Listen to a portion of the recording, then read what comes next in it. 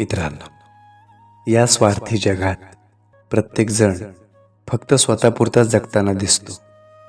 चेहऱ्यावर गोड हसू ठेवून मनात मात्र हिशोब करत बसतो. गरज असेपर्यंत आपले म्हणतात आणि काम झालं की ओळखही विसरतात. शब्दांनी प्रेम दाखवतात खूप, पण वेळ आली की हातही सोडतात. इथे नात्यांनाही किंमत असते आणि भावनाही तोलल्या जातात.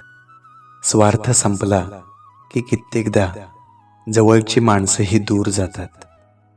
खोटेपणाला मुखवटा असतो आणि सत्याला मात्र जखमा मिळतात. मनापासून जगणाऱ्यांनाच इथे सगळ्यात जास्त फसवलं जातं.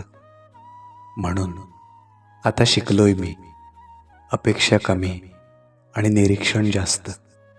कारण या स्वार्थी जगात खरं मन जपणं हीच सर्वात मोठी लढाई असते.